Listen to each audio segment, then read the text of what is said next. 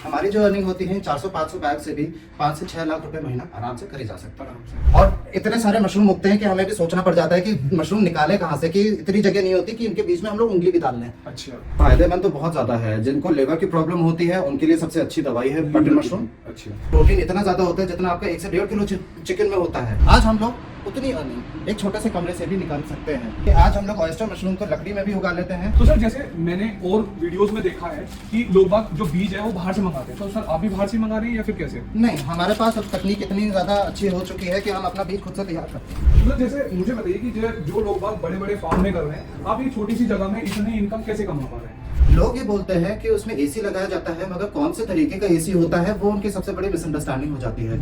Sir आपसे contact करना हो किस तरीके से कर सकते हैं? नमस्कार दोस्तों, आज हम जानेंगे मशरूम फार्मिंग में कितनी कमाई हो सकती है। और जो सर हैं, सर एक छोटे से घर में एक बड़े बड़े जो फार्म में करे रखे हैं, उनके इतनी कमाई नहीं है जितनी सर को एक सिर्फ 10 बाय 10 के कमरे में इतनी कमाई है जो बड़े बड़े फार्म में नहीं ले पा रहे हैं। नमस्कार सर। नमस्कार। इसके बारे में परिचय दीजिए। मेरा नाम राहुल आदर्श है। वैसे मैं मेरठ का ही रहने वाला हूँ और मेरे को इस काम में करीब करीब 10 साल हो गए हैं। और मैं इस चीज़ पे सबसे ज़्यादा भरोसा करता हूँ कि अधिकतर लोग ये कहते हैं कि मशरूम के काम करने के लिए आपको बहुत बड़ा लैंड चाहिए होता है या बड़ा फार्म चाहिए होता है। लोग ये कहते हैं कि बहुत लार्ज स्केल में यदि आप 10 किलो से ऊपर मशरूम उगाना चाह रहे हैं तो वो फार्म के अंदर ही हो सकता है। मगर इस चीज़ को आज के टाइम में हम लोग ने गलत तरीके से उन लोगों को गलत साबित करा है, गलत प्रूव करा है। आज हम लोग उतनी अर्निंग एक छोटे से कमरे से भी निकाल सकते हैं। वो इस चीज़ पे निर्भर करता है कि हम कौन सा मशरूम की प्रजाति उगा रहे हैं और किस तरीके से उगा रहे हैं और कितने अपडेट है। जी, ये इसकी रिसर्च वैसे बोली जाती थी पहले 2005 की थी। अभी लेटेस्ट रिसर्च इसकी जो आई है 2019 की आई है। और इसमें अपडेट रहना सबसे ज़्यादा ज़रूरी होता है। तभी आपको नए नए प्रजाति के बारे में उसको उगाने का तरीका आपको पता लग पाएगा और तभी उसको मेंटेनेंस और बाकी आपको उसको प्रॉफिट तभी आप जनरेट कर पाएंगे उसमें से। सर जैसे अब आज के टाइम पे जैसे ट्रेनिंग सेंटर भी काफ़ी हैं, तो उन ट्रेनिंग सेंटर में क्या अपडेट है उसमें और क्या बोलना चाहिए? उनके बारे में मैं तो सिर्फ इतना कहना चाहूँगा कि उन ट्रेनिंग सेंटर में जो पहले से जो तकनीक चली आ रही थी वो वही तकनीक सिखाते हैं और उसी पे ही लोगों को कराते हैं काम। हमें यहाँ पे ये रिसर्च का काम ज़्यादा है हमारा। हम लोग खुद सीखते हैं पहले उस चीज़ को कि एग्जैक्टली हमें किस तरीके से अच्छा मुनाफा निकाला जाए। नए नए तरीके से हम लोग खाद तैयार करते हैं। अधिकतर पहले बोला जाता था कि ऑयस्टर को भूसे में उगाया जाता है, मगर हमने उस नए तरीके को ढूंढने की कोशिश करी। आज हम लोग ऑयस्टर मशरूम को लकड़ी में भी उगा लेते हैं, भूसे में भी उगा लेते हैं, लकड़ी के बुरादे में भी उगा लेते हैं, यहाँ तक कि प्लास्टिक में भी अब तक लोगों ने उगाना सीख लिया है मशरूम को। सर मैं अब थोड़ा सा विजिट करना चाहूँगा। पहले तो मुझे बताइए मशरूम फार्मिंग की फर्स्ट स्टेज क्या होती है, मतलब क्या हमें किस चीज़ से बनती है और आप किस तरीके से बना रहे हैं? मशरूम का जो सबसे स्टार्टिंग स्टेज जो कहा जाता है वो होता है उसका बीज। उसका जो स्ट्रेन तैयार होता है वो हम लोग अपने तरफ से खुद से एक मशरूम लेके उससे हम लोग बीज तैयार कराते हैं और उसके बाद तब जाके फिर हम लोग उस मशरूम की खाद तैयार करेंगे। और कहने का मतलब सिर्फ इतना होता है कि मशरूम का बीज का काम होता है कि उस खाद को कंज्यूम करना। उसको जब वो बीज खाता है तब जाके उसे शक्ति मिलती है, तब जाके मशरूम उगाना शुरू करता है। सर मैं थोड़ा सा देखना चाहूँगा किस तरीके से आप कर रहे हैं। ये हमारा ऑयस्टर मशरूम की खाद है। ये काफ़ी तरीके से बनाई जा सकती है। ये हम लोग गेहूं के भूसे में भी बना सकते हैं, ये हम लोग पराली में भी बना सकते हैं। हम ऑयस्टर मशरूम को लकड़ी के लट्ठे में भी उगा सकते हैं। सर बेसिकली इसका एक मैं अगर बात करूं इससे रिलेटेड, मतलब इसका काम क्या होता है, किस तरीके से ये जैसे आप बता रहे हैं कि ये भूसा है जी, तो ये मतलब किस तरीके से इसका काम, जैसे मट्टी, क्योंकि आज के टाइम पे ज़्यादातर सब मट्टी जानते हैं, मट्टी ही पैदा करती है किसी चीज़ को, पेड़ को या कैसे भी, तो ये आप भूसे से किस तरीके से आप निकाल पा रहे हैं? अब अगर सीधे शब्दों में बताया जाए तो भूसे में, पराली में या हमारे देश में गेहूं में और धान में, मूंजी में एक पदार्थ होता है जैसे हम लोग बोलते हैं सेलेनियम। जी। जैसे अगर कहा जाए कि जैसे हम लोग घर में रोटी कंज्यूम करते हैं, जब ज़्यादा रोटी खा लेते हैं तब हमें थोड़ा आलस से चढ़ने लगता है, हमें नींद सी आती है। तो वो जो रिएक्शन होता है हमारे बॉडी के अंदर वो इसलिए होता है क्योंकि बॉडी में सेलेनियम की मात्रा ज़्यादा हो जाती है, जी। तब हमें नींद आती है। तो सेलेनियम एक ऐसा पदार्थ है, वो मशरूम का खाना है। अच्छा। मशरूम को बेसिकली चाहिए होता है सेलेनियम, वो चाहे आप गेहूं के भूसे से दें या पराली से दें या किसी भी चीज़ से दें, उसे सेलेनियम चाहिए होता है, तब वो उस सेलेनियम को कंज्यूम करके तब वो मशरूम ग्रो करता है। सर मैं अगर थोड़ा बीज देखना चाहूँ इसका कि किस तरीके का बीज होता है। जी। तो सर जैसे मैंने और वीडियोस में देखा है कि लोग बाग जो बीज है वो बाहर से मंगाते हैं, तो सर आप भी बाहर से ही मंगा रहे हैं या फिर कैसे? नहीं, हमारे पास अब तकनीक इतनी ज़्यादा अच्छी हो चुकी है कि हम अपना बीज खुद से तैयार करते हैं। अच्छा, आप लैब से नहीं मंगा के आप खुद से तैयार कर रहे हैं? जी जी। हम लोग पहले लैब से खुद ही लैब में तैयार करते थे। हम लोग ने अपने घर पे ही लैब बना रखी थी। अच्छा। मगर धीरे धीरे करके अब हमारी ऐसी हैबिट हो चुकी है, काम में अब इतने ज़्यादा परफेक्शन में आ चुके हैं कि अब हम लोग खुद से बिना लैब के भी बीज तैयार कर लेते हैं। जी। तो सर ये बेसिकली होता क्या है, मतलब ये क्या है ये? बेसिकली ये कहा जाए तो ये गेहूं के दाने होते हैं, और गेहूं के दाने में जितना भी सफ़ेद पोर्शन आप देख रहे हैं वो होता है इसका फंगस। जी। फंगस ही एक तरह का मेन मशरूम का बीज होता है, जो जिससे जब हम इस बीज को कंपोस्ट में डालेंगे तब वो अपने आप ही कंपोस्ट को वाइट कर देगा, फैल जाएगा पूरे, और तब जाके उसे शक्ति मिलती है मशरूम को ग्रो करने की। अच्छा, तो सर ये सिर्फ गेहूं का बीज हो सकते हैं या फिर बाजरा वगैरह कुछ और भी हो सकता है? ये बहुत सारी तरीके की चीज़ों में उग जाता है। हम लोग ने पहले बहुत एक्सपेरिमेंट्स करे थे। हम लोग ने इसे दाल में भी उगाया हुआ है, गेहूं में उगाया हुआ है, बाजरा में उगाया हुआ है, मक्के के दाने में उगाया हुआ है। जिन जिन चीज़ों में सेलेनियम मिल जाता है उसमें उग सकता है, मगर फ़र्क ये है कि कई चीज़ों में सेलेनियम की मात्रा कम होती है, हाँ। कई चीज़ों में ज़्यादा होती है। हाँ। गेहूं का दाना हम लोग इसलिए यूज़ करते हैं क्योंकि गेहूं के दाने में सबसे ज़्यादा मात्रा में सेलेनियम कहा जाता है। सर अब जैसे मैं यहाँ पे देख रहा हूँ, ये पन्नी भी देख रहा हूँ यहाँ, जी। तो ये भरने का क्या तरीका होता है इसका, क्या थोड़ा सा मुझे बताएंगे? इसके दो तरीके होते हैं। तो एक तो होता है जैसा आपका लेयरिंग सिस्टम। लेयरिंग में हम लोग क्या करते हैं, थोड़ा सा हमने जैसे इसमें भूसा भरा, हाँ जी। कोने कोने में हम लोग थोड़ा थोड़ा बीज डाल देते हैं। जी। उसके बाद फिर हम लोग इसके ऊपर दोबारा से भूसा डालेंगे। अच्छा। उसके बाद जैसे हम लोग ने थोड़ा सा यहाँ पे भूसा डाला, तो उसके बाद हम लोग फिर थोड़ा सा बीज डालेंगे इसमें। सर इसका क्या फायदा है, मतलब आप लेयर बना बना के क्यों डाल रहे हैं? लेयर बना बना के इसलिए डालना होता है क्योंकि कम से कम समय में हमारा बीज पूरे बैग में फैल जाए। अच्छा। अगर हम लोग दूसरा तरीका ये भी होता है कि हम लोग एक मिक्सिंग तरीका होता हाँ, है, जैसे हम लोग ने ऐसे यहाँ पे बीज सारे भूसे में छिड़क दिया, जी।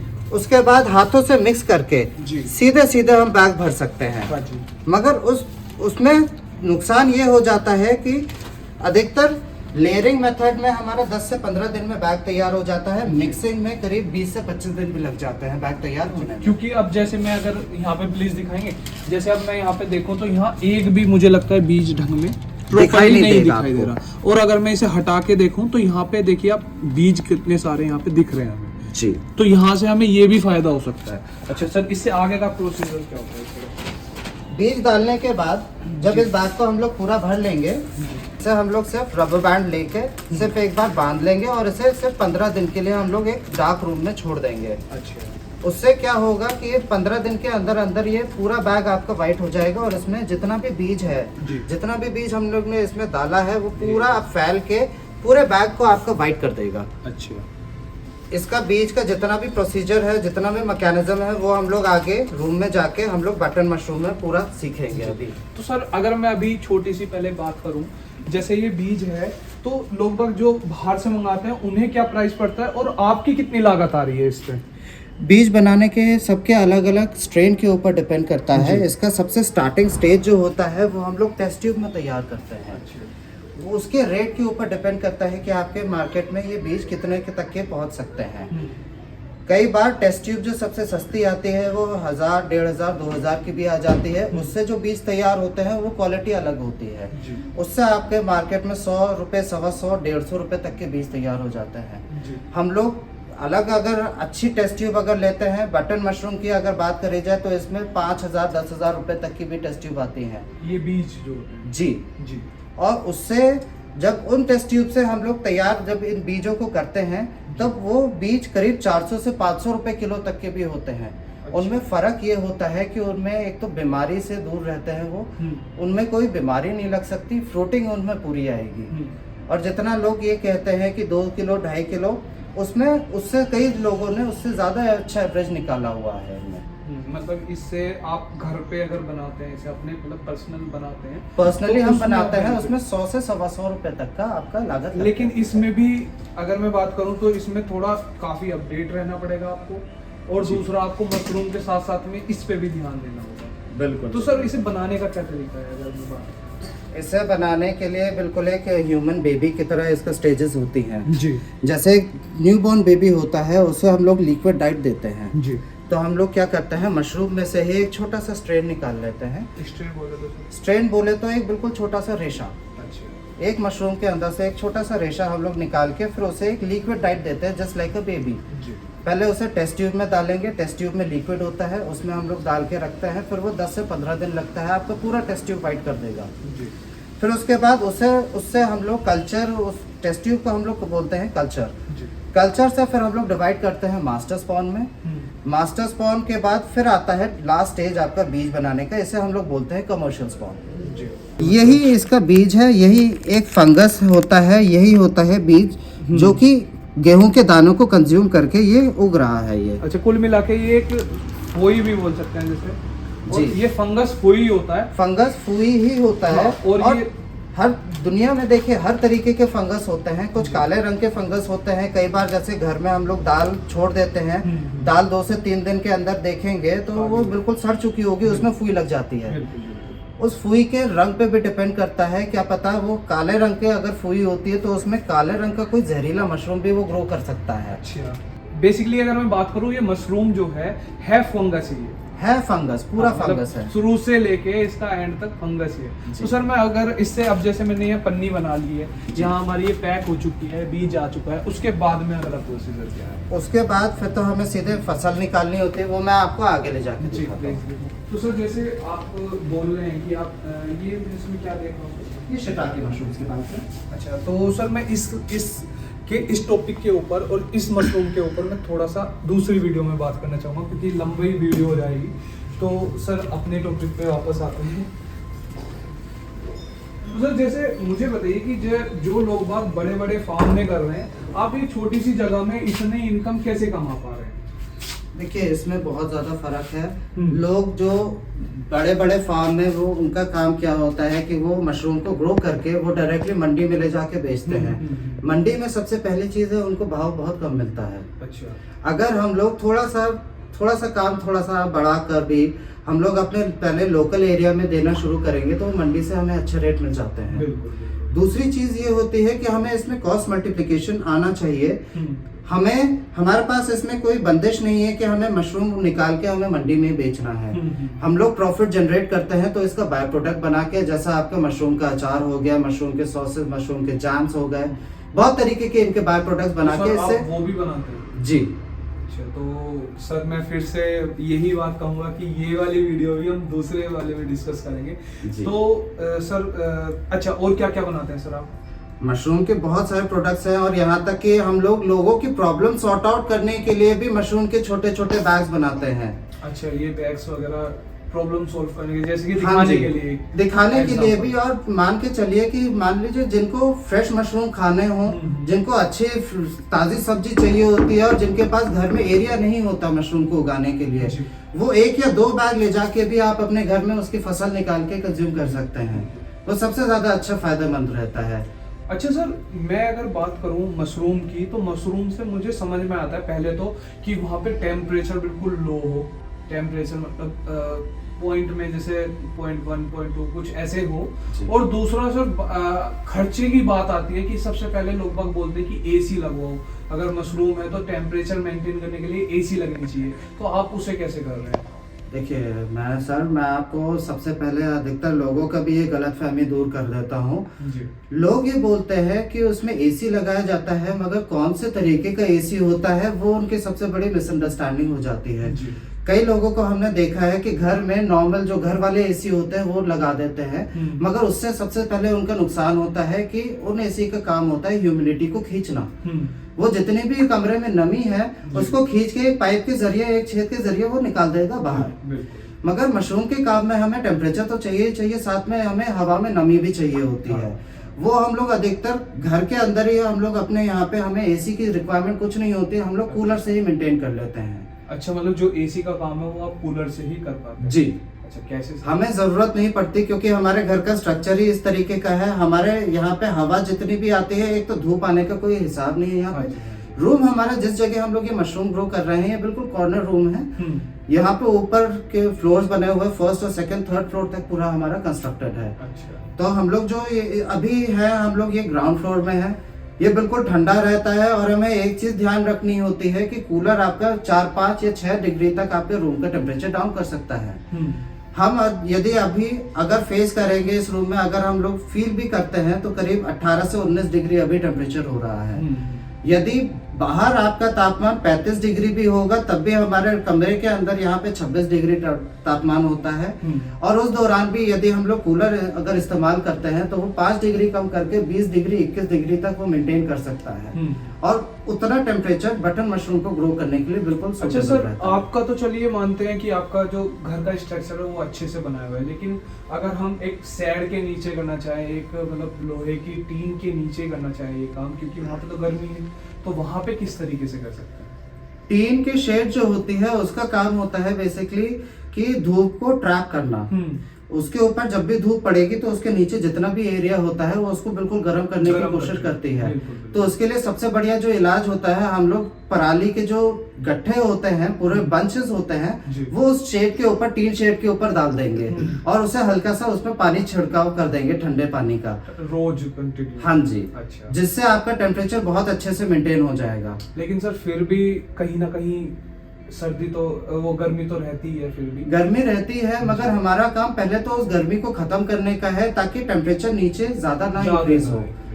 हमारा काम टेम्परेचर को हम लोग बाद में कंट्रोल कर पाएंगे, पहले हमें ठंडा थोड़ा सा वातावरण बनाना होता है और तब हम लोग पहले टेम्परेचर चेक करते हैं। यदि टेम्परेचर 20, 22, 23 डिग्री तक भी या 25 डिग्री तक भी जा रहा है तो हम उसे कूलर से कंट्रोल कर सकते हैं आराम से। सर, अगर जैसे कूलर से भी बहुत सी जगह नहीं कंट्रोल हो पाता तो आप एसी कौन सी सजेस्ट करना चाहेंगे कि किस तरीके की उसका वर्क होना चाहिए, किस तरीके से वो काम करनी चाहिए और किस तरीके से हम कम पैसों में उस फायदे को ले सकते हैं? एसी देखिए, अगर बोला जाए तो एसी सबसे अच्छे मशरूम के काम के लिए एयर हैंडलिंग यूनिट आते हैं, जिन्हें हम लोग शुद्ध भाषा में बोले तो सेंट्रलाइज एयर कंडीशनिंग होती है उसमें। जी। उसका काम क्या होता है कि बाहर की ताज़ी हवा लेकर उसे ठंडा करके वो अंदर देता है। जी। सबसे पहला स्टेज हमारा खाद तैयार करने का होता है। खाद तैयार करने के बाद हम लोग उसमें बिजाई करते हैं और जब एक बार बिजाई होने के बाद जब ये पूरा का पूरा बीज फैल जाता है तब आप देखेंगे कि आपकी कंपोस्ट बिल्कुल वाइट होने लगती है। जैसे सर ये एक मैं बात करूँ फुई लग रही है जी जी, ये फुई जब पूरे पे आपके फैल जाएगी तो इसका मतलब है कि आपका बैग अब बिल्कुल तैयार है जी। तब हम क्या करेंगे, पॉलिथीन को नीचे की साइड फोल्ड करके इसके ऊपर हम लोग केसिंग सॉइल डालते हैं ताकि उसका एक रिएक्शन होता है। क्या होता है केसिंग सॉइल? अगर हिंदी में बोलते हैं तो उसे बोलते हैं आवरक मिट्टी। अच्छा। आवरक मिट्टी या फिर इंग्लिश में बोला जाए तो मिनरल सॉइल होता है जी। उसका काम ये होता है कि इसके बीज को रिएक्शन देना। जैसे कहते हैं कि हम लोग बचपन में दूध के साथ बॉर्नवीटा लेते थे जी, तो इसका काम क्या है कि रिएक्शन देना जिससे कि आपके मशरूम की फ्रूटिंग बॉडी चालू होगी। इसका सबसे पहला प्रोसीजर, इसका नेक्स्ट जो आता है, इसको थोड़ी सी रफलिंग देनी होती है ताकि एक सिंपल एक लेवल पे आ जाए कंपोस्ट। जैसे पेड़ों में होता है कि मट्टी बदली अगर हम कर दें थोड़ा सा, उसमें छेद वगैरह कर दें और अच्छे से उसे कर दें तो वो प्रॉपर्ली मतलब वर्क करने लगती है। हाँ जी, हाँ जी, हाँ जी, बदली बोल देते हैं जिसे। बिल्कुल जी जी। तो सर अब उसके बाद में ये वाला हो गया। अब जैसे मैं यहाँ पे देख रहा हूँ ये आपने इसकी तरह कर दिया सिर्फ। हाँ जी, इसकी तरह। तो यहाँ पे मैं देख रहा हूँ ये व्हाइट साइड से है, ये जो हमने बीज डाला था वो दूसरा प्रोसीजर ये है उसका जी। ठीक है सर। उसके बाद में सर, उसके बाद में हमें केसिंग सॉइल डालनी होती है। केसिंग मिट्टी या कहा जाए आवरक मिट्टी है। अच्छा इसके रिएक्शन से ही फिर हमारे मशरूम उगने शुरू हो सकते सर, हैं। इसका क्या फायदा है? इसका फायदा ये होता है क्योंकि इसको हर अलग अलग मशरूम को अलग अलग रिएक्शन चाहिए होता है। कुछ मशरूम को ताज़ी हवा चाहिए होती है रिएक्शन के लिए जी। कुछ मशरूम को एक मीडियम चाहिए होता है ग्रोइंग के लिए। अच्छा तो बटन मशरूम के लिए ये केसिंग सॉइल ही मीडियम है।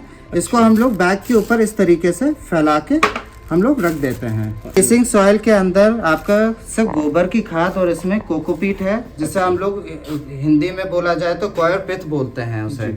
नारियल की बुरादे के जो नारियल का जो छिलका होता है उसका बुरादा है, वो डाला जाता है और साथ में थोड़ा सा काले गोबर की खाद। जी। अक्सर लोग गलती ये कर देते हैं, जो लोग इसमें केसिंग डालते हैं, कई लोग कंप्लेन करते हैं कि सर मशरूम नहीं उग रहे हैं। उसका कारण ये होता है कि यदि आपकी गोबर की खाद पूरी तरह से काली नहीं है जी। तो आपका केसिंग सॉइल ही बिल्कुल बैग को ही खराब कर देगा। तो सर ये जैसे मैं देख रहा हूँ ये कितने दिनों का है? जैसे हमने बीज डाला, बीज डालने के बाद में कितने दिनों के बाद का है ये? बीज जब हम लोग डालते हैं फिर उसे 10 से 15 दिन तक हमें छोड़ना होता है ताकि बैग आपका पूरा वाइट हो जाए। 10 से 15 दिन। 15 दिन बाद फिर हम लोग इसमें केसिंग डालेंगे। ठीक है। और जैसे केसिंग डालने के 10 से 12 दिन के अंदर अंदर आपके मशरूम उगने शुरू हो जाएंगे इसमें। मगर इसमें सबसे खास बात ये होती है कि बटन मशरूम में फसल आपकी डेली आती है। अच्छा, मतलब ये 10 से 15 दिन में कंटिन्यू में ये फसल आने लगेगी जी। यानी 10 से 15 दिन ये, 10 से 15 दिन वो, यानी कि 20 से 25 दिन में फसल आने लगती है एक बैग में। एक बैग में आपकी फसल आने लगेगी और वो 2 से 2.5 महीने तक टोटल आपको फसल देता रहेगा। अच्छा, पन्नी से लेके गोबर तक का क्या खर्चा है? टोटल इस बैग का जो खर्चा होता है वो करीब 120 रुपए से लेकर 140 रुपए तक के बीच में जाता है। इसका अगला प्रोसीजर आपको दिखाएंगे। सबसे पहले इसमें आना शुरू होते हैं पिन हेड्स। सबसे पहली जो स्टेज आती है आपकी पिन हेड्स होती है, जिसे हम लोग छोटे छोटे जो व्हाइट कलर के दाने हैं ये होते हैं पिन हेड्स। अच्छा, ये आपका 20 से 25 दिन का आउटपुट है जी। 25 दिन बाद आपके ये मशरूम के पिन हेड्स दाने आने शुरू हो जाते हैं। अच्छा। और वो 1 से 2 दिन के अंदर अंदर आपके इतने बड़े मशरूम में तब्दील हो जाएंगे। जी। 25 दिन के बाद फिर तीसरा से चौथा दिन का ये हमारा रिजल्ट है। ये अच्छा। चौथे दिन के अंदर अंदर आपका ये मशरूम इतने बड़े बड़े आ जाएंगे। अगर हम लोग इसे निकाल के देखते हैं साइजेस, तो आप देख लीजिए ये अच्छे खासे बड़े साइजेस में हो चुके हैं। सर आपने जैसे घुमा के तोड़ी है, घुमाने के तोड़ने का क्या फायदा है सर? घुमा के तोड़ने का ये फायदा है कि यदि हम लोग डायरेक्टली इसे ऐसे निकाल लेंगे तो इसके अंदर की जो फुई है उसका जो कनेक्शन है वो टूट जाता है। जो जाल बोलते हैं, जो इसको माइसीलियम जो कवक जाल बोलते हैं, हाँ। वो टूट जाता है। फिर उसके बाद उस जगह से फिर बाद में मशरूम ग्रो नहीं कर पाएगा। अच्छा, यानी आप जैसे अब यहाँ से आपने मशरूम निकाली है तो उसके बाद भी अब यहाँ से आप डिपेंड कर रहे हैं कि हाँ निकल सकती है आप? जी। अच्छा। इसके बाद यहाँ से भी निकलेगी और पूरे बैग में से इसी तरीके से आती रहती है। अच्छा, तो सर ये पर बैग कितना दे देता है? जैसे एक बार में कितना दे देता है? जैसे इसने 13 दे रखी है। अब 13 मशरूम को यदि आप काउंट करके इसको वजन देखेंगे तो ये करीब करीब आपका 400 से 500 ग्राम तक के इतने मशरूम दे दिए हैं इसने। अच्छा, ये मतलब किलो के, आप किलो के हिसाब से बात करते हैं, हम गिनती के हिसाब से कर रहे हैं। तो गिनती के हिसाब से तो ये मतलब 13 से 14 दे रहा है जी एक बैग, और किलो के हिसाब से 400 ग्राम से 500 ग्राम के समथिंग में दे रहा है। हाँ जी, वो ये भी डिपेंड पर करता डे के है। हिसाब से है। जी, वो भी डिपेंड करता है। बैग स्टार्टिंग में फ्रूटिंग ज्यादा देता है। कई बैग्स तो हमने देखे हैं कि 1-1 किलो की पहली फ्रूटिंग ही उनकी 1-1 किलो की आ जाती है। अच्छा। और इतने सारे मशरूम उगते हैं कि हमें भी सोचना पड़ जाता है कि मशरूम निकाले कहाँ से, कि इतनी जगह नहीं होती कि इनके बीच में हम लोग उंगली भी डाल लें। अच्छा, तो सर जैसे अब ये आपने तोड़ ली है, ये तोड़ने के बाद में इसका अगला प्रोसीजर क्या है? तोड़ने के बाद अगला प्रोसीजर ये होता है कि इसके सिर्फ नीचे की डंडी इतना पार्ट हम लोग, जितना ये ब्लैक पोर्शन है इतना काट के हम लोग इसको डायरेक्टली डब्बे में डाल के पैक करके मार्केट बेच सकते हैं। इतना काटना क्यों पड़ता है? क्योंकि ये भी नीचे का मशरूम है, ये क्यों काट रहे हैं आप? ये काटने का इसलिए है क्योंकि लोगों की धारणा होती है, हर किसी को गंदगी या जड़ से सबसे कोई वो चीजें नहीं चाहिए होती, तो अधिकतर लोगों को प्रॉब्लम होती है। तो जैसे सर आपसे ये टूट गया, अगर जैसे मान लें गलती से टूट गया जी। ये, तो आपको दोबारा लगाना हो ये वापस से, तो ऐसे लग सकता है? नहीं, दोबारा ये नहीं लग पाएगा। अच्छा, ऐसा क्यों सर? इसका नेचर यही होता है। अच्छा, एक बार टूट गया तो फिर उसके बाद में नहीं हो सकता। सर ये जैसे अब ये टूट गया आपसे ही टूटा है मेरे से। जी। तो ये कितने दिन तक चल सकता है ऐसे रखा? ऐसे रखा रखा आपके 4 से 5 दिन तक बिल्कुल फ्रेश रखा रहेगा। टेम्परेचर कितना सर? टेम्परेचर आपका रूम टेम्परेचर 25 डिग्री से लेकर 35 डिग्री के बीच में आपका 4 से 5 दिन तक ऐसे का ऐसे ही रहेगा। यदि आपको इसकी शेल्फ लाइफ बढ़ानी होगी, हम लोग इसे डायरेक्टली फ्रीजर में डाल देंगे। फ्रीजर में डालने के बाद ये 20 से 25 दिन तक बिल्कुल फ्रेश रहेगा। अच्छा, 20 से 25 दिन तक ये कंटिन्यू ऐसे ही चलता रहेगा जी। ठीक है सर, अब मैं बात करूं इससे अगली कि ये कितना फायदेमंद है खाना है? फायदेमंद तो बहुत ज्यादा है। जिनको लिवर की प्रॉब्लम होती है उनके लिए सबसे अच्छी दवाई है बटन मशरूम। अच्छा, आपका ब्लड प्योरीफाई करता है, जी। एंटीऑक्सीडेंट होता है। आप कितना भी कंज्यूम कर लीजिए, आपको कभी एसिडिटी फील नहीं हो सकती, अच्छा, ओबेसिटी कभी नहीं हो सकती है। अच्छा सर, दूसरी जो मशरूम होती है वो चिकन की वो स्टेज लेना चाह रही है, तो क्या है सर, ये सही में है? सबका हर मशरूम का अपना अपना स्वाद होता है। अच्छा, अगर आप बटन मशरूम को कुक करेंगे तो इसका जो स्वाद होता है वो बिल्कुल चिकन लिवर की तरह होता है। अच्छा, और ऑयस्टर मशरूम का बिल्कुल चिकन जो बोनलेस चिकन होता है उस टाइप का टेस्ट होता है। शिटाके मशरूम का जो टेस्ट होता है बिल्कुल मटन वाला होता है। अच्छा, और इनमें मेडिसिनल वैल्यू भी बहुत ज्यादा हाई होती है। और ये मान के चलिए कि मशरूम इतने ज्यादा हाईली न्यूट्रिशनल होते हैं, प्रोटीन इतना ज्यादा होता है जितना आपका 1 से 1.5 किलो चिकन में होता है। ये स्पेशली आपके ये जो केस है ये शिटाके मशरूम में ज्यादा लागू होता है। अच्छा। शिटाके मशरूम और लायंस मेन में ज्यादा होता है। तो सर जैसे मैं ये देख रहा हूँ बैग, तो आपने तो ये गोबर से बनाया हुआ है और आपने नारियल के उससे कोकोपीट से बनाया हुआ है। तो बहुत से लोग जो मुर्गे का मल होता है उससे भी बनाते हैं, वो क्या तरीका है सर? मुर्गे का मल से आपकी केसिंग सॉइल कभी तैयार नहीं होगी। मुर्गे के मल से जो तैयार होती है वो एक छोटी विधि के बटन मशरूम की खाद तैयार करने के काम आता है वो। अच्छा। और वो चिकन का मल इसलिए इस्तेमाल करते हैं क्योंकि उसमें मशीन के द्वारा उसमें नीचे से हीट वगैरह दी जाती है। जैसे भी सर, जब एक जगह एक सतह पे जब वो लोग भूसा को रख देते हैं तो उसके बाद उसके भूसे के अंदर वो चिकन मैन्योर मिलाते हैं और उसके बाद उसके नीचे से पाइप लगे होते हैं, भूसे के नीचे पाइप्स लगे होते हैं प्लास्टिक के। अच्छा। उसके थ्रू वो भूसे के अंदर हवा देते हैं। वो एक आर्टिफिशियल तरीका है बटन मशरूम की कंपोस्ट तैयार करने का। और वो उसमें आपका 10 से 15 दिन के अंदर अंदर आपकी खाद तैयार हो जाएगी। अच्छा जी। तो वो सर वेज है या नॉन वेज है? चिकन मैन्योर जी। चिकन मैन्योर तो देखिए वेज नॉन वेज कुछ नहीं कह सकते क्योंकि ये चिकन की जो बीट होती है वही होती है। अब उसका हम लोगों ने कभी टेस्ट नहीं करा कि वो वेज है नॉन वेज है, क्योंकि हमें मेन चीज है इसका बाय प्रोडक्ट जो है आपका कंपोस्ट है। अच्छा, तो सर अब मैं बात करूं, आप इससे पर ईयर या पर मंथ कितना कमा रहे हैं? हमारी जो अर्निंग होती है 400-500 बैग से भी 5 से 6 लाख रुपए महीना आराम से करी जा सकता है। आराम से। इन्हें 10 साल से ज्यादा का एक्सपीरियंस है, इस वजह से ये ज्यादा से ज्यादा कमा पा रहे हैं, क्योंकि आगे भी इससे ज्यादा कमाएंगे। इससे कम जगह होगी तब भी इससे ज्यादा कमा सकते हैं, क्योंकि एक्सपीरियंस उस टाइम पे ज्यादा होगा। तो सर मैं लास्ट बात पूछना चाहूंगा कि आप किस किस तरह की मशरूम अपने यहाँ बना रहे हैं और किस किस तरह की होती है मशरूम? मशरूम की टोटल 12,000 वैरायटीज होती हैं। 12,000? जी जी। जिनमें से करीब 250 वैरायटीज जो है सबसे ज्यादा आपकी एडिबल होती हैं, जो सबसे ज्यादा वर्ल्ड में फेमस होती हैं 250 वैरायटीज। जी। और उन 250 वैरायटीज में से भी 50 वैरायटीज आपकी मेडिसिन वाली होती हैं। जी। बाकी 200 वैरायटीज आपकी खाने वाली होती हैं। अच्छा।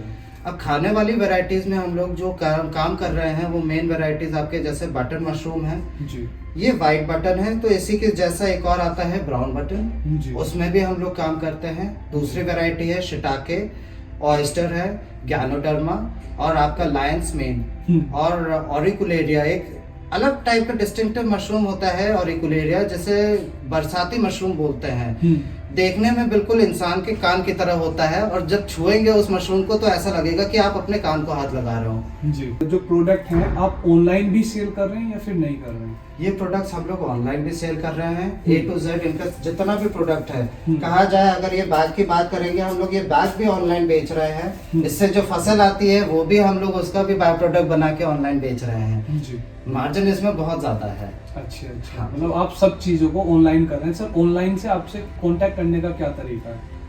ऑनलाइन तो देखिए इसमें वैसे तो आप गूगल पे भी आप देख सकते हैं, गुनेश मशरूम के नाम से है। गुनेश एक्चुअली मेरा निकनेम है। अच्छा। घर में मेरे को सब गुनेश के नाम से जानते हैं, तो इसीलिए हम लोग ने मशरूम का काम भी इसमें गुनेश मशरूम के नाम से हम लोग ने करा।